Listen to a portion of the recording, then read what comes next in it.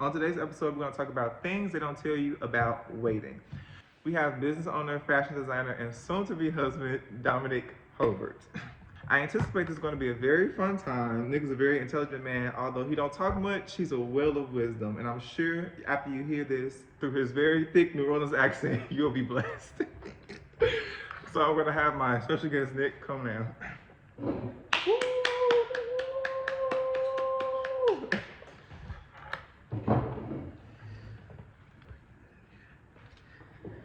What's good? What's good? What's good? Okay, guys, so this is Nick. Nick, you want to introduce yourself? My name is Dominique Hobart, better known as Nick Fresh. I'm from Baton Rouge, Louisiana. Currently in Chicago, Illinois. Let's get it. So as I told you guys in the first episode, this show isn't just for Christians. It's for all who have an ear to hear. And however, the word will be incorporated. It's not just, for your run-of-the-mill Christian. Is that offensive? That's okay. We're gonna go with that. We're gonna go with that. They would take it. So, like I said, it will have the word incorporated. So I have a scripture that I want to base this specific episode off of, and it's Psalms 27:14 in the ERV. Wait for the Lord's help. Be strong and be brave, and wait for the Lord's help. I don't know why they repeated that, but they wanted to emphasize the point of waiting on the Lord's help, which helped title this episode. Well, not really title it, but preface it. Things they don't tell you about waiting. Okay, so we're gonna get into the questions. Are you ready? I'm ready. Okay, so the first question is, who are you? You kind of answered that, but you can tell them again, just because God needs something else. Again, I'm Dominique Hobart. I'm a 30-year-old black man, businessman, servant, soon to be husband, all of those things, creative, many more to come. He's also a business owner. Did you mention that? I did. My business is titled Fresh Wind. You can find that on all social media platforms at PHRESHWIND. Fresh Wind. Okay, so we're gonna hop into the questions. How has waiting affected your business? Waiting, I would say mainly because originally I always had this idea just to create a platform outside of my personal page, just to show my creative side, things that I'm interested in, etc. But I never really had a point to it, so I never really got the idea for it. But waiting specifically, I believe, created it into what it has become, mainly because I've allowed God to lead me in a way that He wanted me to take it, mainly because of course He uses my creativity for whatever His purposes are. So waiting, I think, is what made it what it is. I love it so much because of what it is now. I think if I would have created it a while ago, it probably would have been titled something stupid like What Nick Likes or something. And it would have just been pictures of random stuff. But I think because I allowed him to kind of purify my idea, I'm able to do a lot more with it and express a lot more of myself on a more broader scale and make bigger impact. So Absolutely. I also forgot to mention in his bio that he's also a bishop. He's also a bishop. I forgot to mention that. Not So we're near. gonna get a lot of that today, Not near. just to purpose you guys. I just love God. That's all. Absolutely. Like he mentioned, well, like I mentioned earlier, he is an engaged man. I am. He is an engaged man, and he's about to become married. Is it become married or get married? Either or. One of those. You're about to become one Yes. with your future fiance. Yes, You like yes, to yes. to shout her out. The beautiful Miss Crystal Ray Arrington for now. I love you. Absolutely. How has waiting affected your dating / engagement? Take notes, guys. It's very hard. I really believe it's different for everybody. Mm-hmm. Waiting specifically in regards to dating and even getting engaged has been a learning lesson. 100%. It's something I had to learn. It's nothing I just gained. I just see waiting as timing. Mm-hmm. So just learning what was the right timing in regards to who I was and what I needed. It was something that 21-year-old Nick expected or desired or needed that 30-year-old Nick is completely different from. So being able to adjust to the change in myself and in a sense, waiting to become who I am today.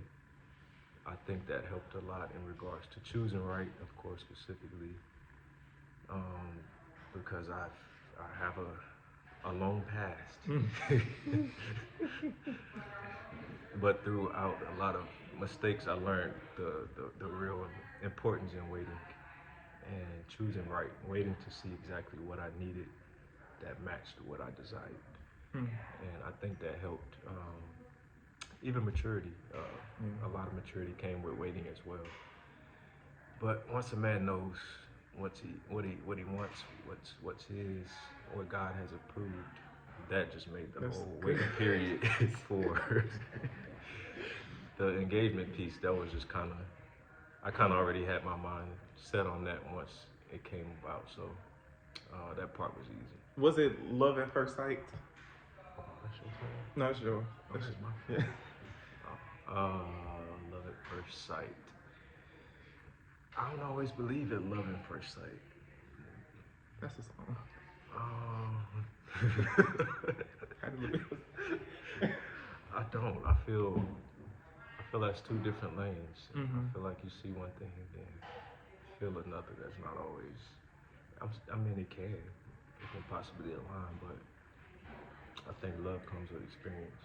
I don't think there's no thing you could just look at and love until you actually feel it. So no, I don't believe in love at first sight, but I would say that It was love at second sight. second, third, Yeah. whatever it may be. I've seen a lot, and what you see can be very deceiving. Absolutely. So I know the Bible says that the heart is deceitful as well, but Wicked. that's why I don't believe. That's why I don't necessarily believe that love at first sight, because your eyes can see anything and it can also miss what's there even if you see it. So Yeah. no, I wouldn't say love at first sight because I'm a careful guy. I'm very careful. I like to make sure I know what I'm looking at. If that's Absolutely. actually what I want, what I desire, what's for me. But Love at first sight cannot be real because there's hate boiling in my heart right now. yes. But yes, that is a great answer. The third question I have is: have you ever had an issue with waiting in God? Now, I was battling with writing this question because I feel like there's two different types of waiting as it pertains to God: waiting in God and waiting on God. But you can answer either or. Like, have you had an issue with waiting in God as it pertains to like whatever? But we can say, since we were talking about it, like relationships and dating and stuff, and like wanting to find your wife, have you had an issue with waiting in God with that, and on God, whichever one you want to answer? Yes. I've had a lot of issues with it. I think because I'm human, I want what I want when I want it, even if I don't know when I need it or not. It's just kind of like the whole wife thing. I battled with God a lot for like years with that because I had different periods where I thought this was it or this is the time or I'm about to make it happen now, and God would just be like, no, no. So I had a lot of really just like a kid. If you denying a kid something that they desire, they want it right now, even though if you know at that time Absolutely. it's not best for them. So yes, I've had a lot of difficult moments waiting on God. Of course, until I started to understand it more. One person told me previously, it's not that God is hiding you from you or don't have that person waiting or prepared for you. It's more things that he's teaching you in this journey, and being that this is something that you really desire. He want you to choose him, to not make that thing an idol. So as hard as that was for me to hear, I had of course I understood everything that person was saying, and it kind of helped me pace myself in regards to realizing I don't necessarily know exactly what I want or need at this moment. Well, I know you know what you want, but you don't always know what you need or what's for that right time. Yeah. And I think learning that throughout that process helped me wait on the Lord. and wait in the Lord a lot longer than I expected to be. Do you believe now is like directly connected to your weight or your or you settling the fact that you were going to wait on the Lord? Like, do you think that's directly connected to where you are now, in the situation or the well, like where you are now? Do you think that's directly connected to that? Yeah, I think I'm seeing the benefit of it now. Mhm. He's proven to me why waiting on him was beneficial. Uh, if I just sit and think about all of the other times I could have said yes to things and people that wasn't the right time and where I would possibly be right now.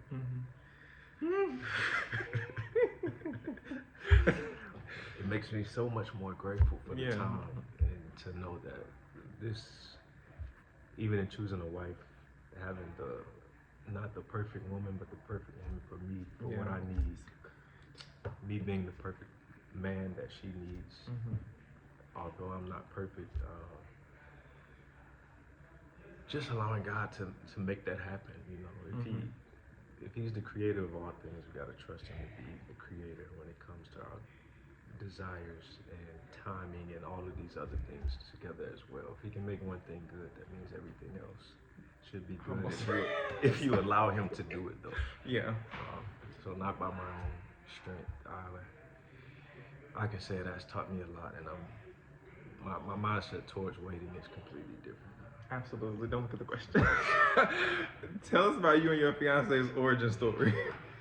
All right, so originally she probably would have a completely different story than this one, but So you're lying, is what you're going to say. technically, she's stalking me since 2019. No, honestly, I saw her probably 3 years ago at this point, at a ministry engagement with my job. I just kind of noticed her. I was still involved in the situation at that time, so that wasn't really my focus. I wasn't looking at her like, oh, I want her type of thing. I just noticed her. And after getting out of my last situation into singlehood, I was just wondering who she was for a long time, thinking she was someone else, and then eventually, fast forward 2 years from that point. Wait, I'm sorry. What do you mean think she was someone else? The whole time, I literally thought she was a different person. And this person I specifically thought was her for like 2 years. And I even told this person that I knew them from this point, and they was like, nah, that wasn't me. But I argued this person. Eventually, I ended up getting off of that. So, in social media, she ended up following my Fresh Wind page after somebody reposted something I posted, which then led her to me. And at that point, she was just blown away. She couldn't believe what she was seeing. This great, handsome man that loves God, has his life together. You know? Anyway, but yeah, once she followed me, we had a little very brief convo on social media, and then I ended up asking for her number eventually. And once we talked, she described the scene that been playing in my head for like 2 years of when I actually saw her the first time, and I was like, wait. I was like, you are the person that I've been looking for 2 years. 2 years. Wondering who you were. And that's how it started. And from there, engaged now. A year later, less than a year later.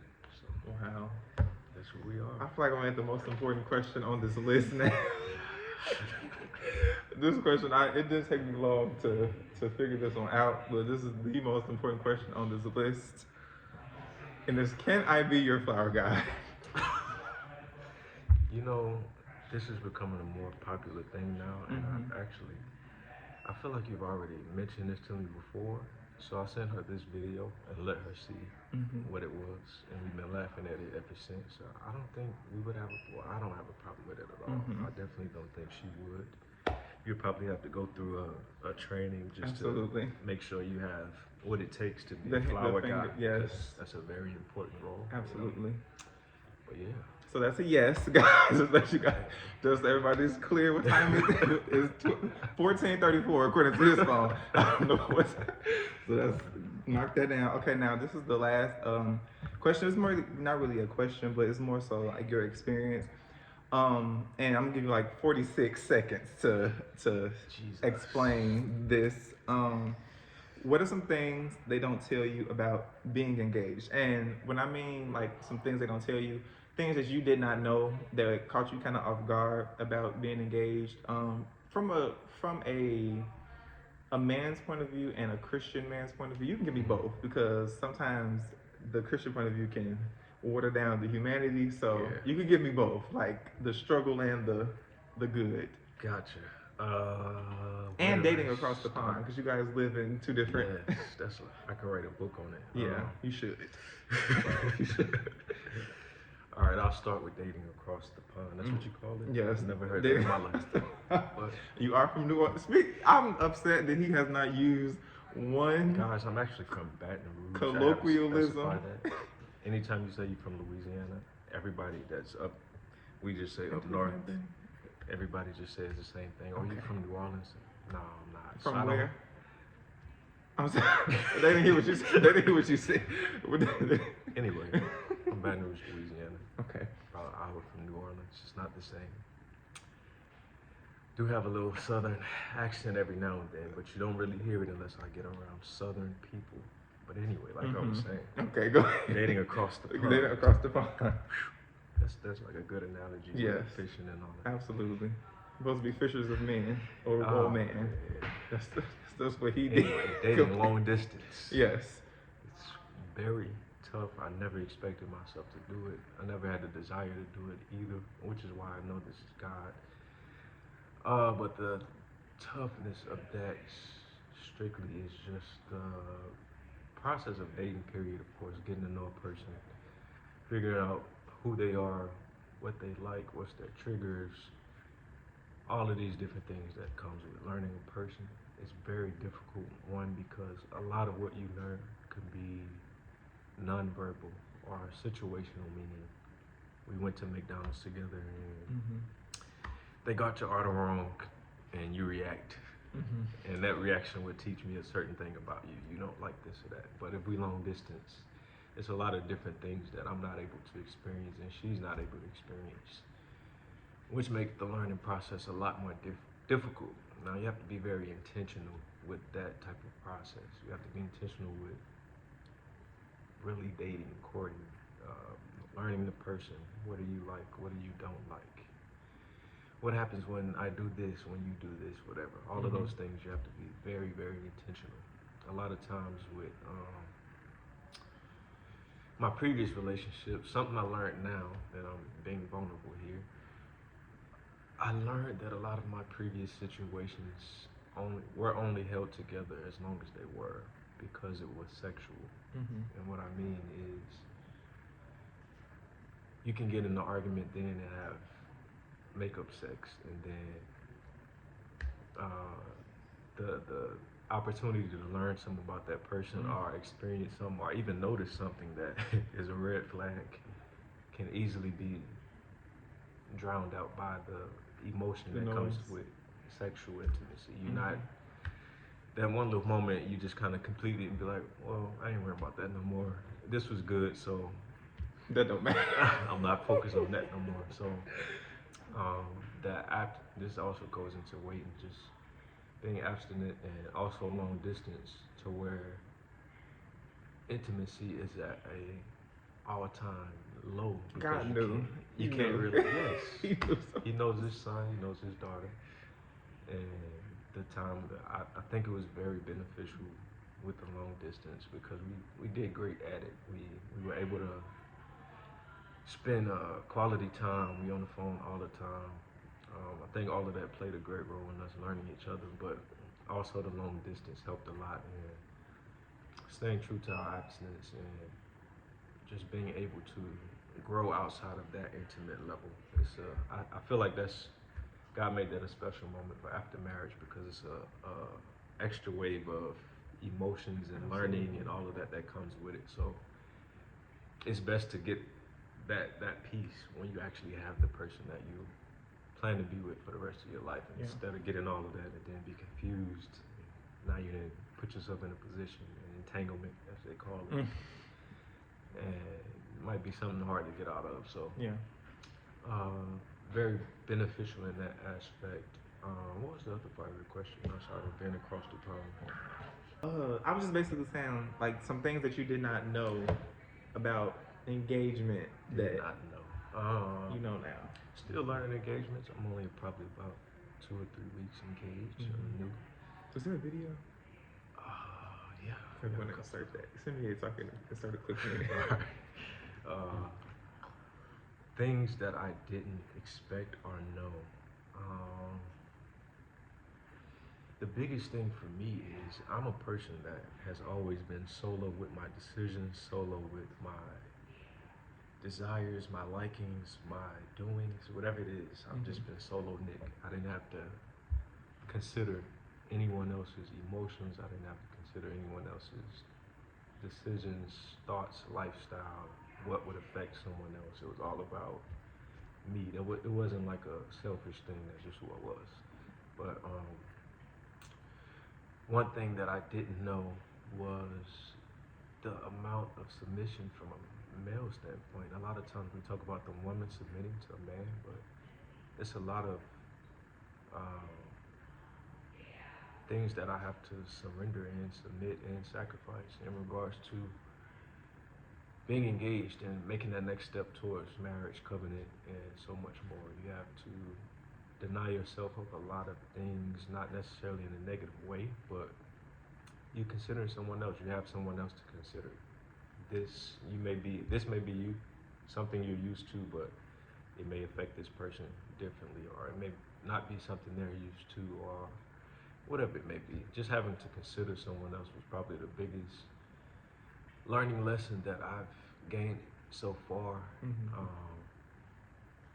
Because most times they only present the good side of everything, to the favorable things. Not that that's not favorable, because if you love that person, you don't mind doing it, and I don't mind at all, but it takes you out of your comfort zone. So if you're not comfortable with certain things, you have to allow and adjust to those things, to create a balanced scale to where your partner is being fulfilled and you are also being fulfilled. But yeah, Instagram and pictures and stories and all of these other things only present the super exciting, glorified, For sure. no problems, no sacrifice, no, everything is just perfect. So the biggest lesson for me learned so far, I would just say, learning submission from a male standpoint of view, and also just having to consider another person with literally everything that I do. Everything I do now affects another person, so I have to consider that. That is really good. That is hard sometimes. Yeah. It's very hard. Yeah. A lot of times it's easy as well. So Yes. Now. he just be waiting with these questions because it just be bubbling. He always do this. Now. I just thought about it. Okay, so wait, how many children do you want to have? I would like to have 3 and 1 adopted. 3 and 1 adopted. I've always heard from everybody that I know as a parent at this point that the number that you originally want before you have kids is always going to change once you have your first one. So as of now, 3 and 1 adopted. Like adopted from Africa? You done went a little too far. No, you just. I don't really. I'm not opposed to it, but I don't think I'm gonna. Because usually when people say adopted, they mean adopted from another country. Meaning a child that needs a parent, probably a younger child that's before the age of. That's probably around the age of 5. Oh, you mean like a full? Yeah. Okay. After so we don't have to do the whole pampering stage. 4 or 5, you're still in the age where we can teach you. You're not too traumatized with your situation. We can grow you into love. So many other things. Once they get a certain age, like if it's a 15-year-old, he probably done had all of these For sure. situations, and he come to you and he like, man, I don't really trust Yeah. you. I ain't got time for you. We Yeah. can kind of mold a 4-year-old up into Something. a great young woman or man. So yeah. For sure. For sure. Okay. I'm probably gonna cut the Africa right now because they're gonna tell me. Okay. Oh, man. You wanna do the outro? Like reintroduce yourself and stuff, and then I'll close it out. Again, Oh, for sure. I gotta put it like a little, what's it called, bottom for it, a link or something. again, my name is Dominique Holbert. I really enjoyed this show. I hope you guys learned a little bit of something from the wait, at least one person. Keep waiting. God would do good things at the right time. It would be everything you desire. Follow Fresh Wind on all social media Absolutely. platforms. Thank you guys so much for tuning in. Again, I'm Jason, and I'll see you on the next episode.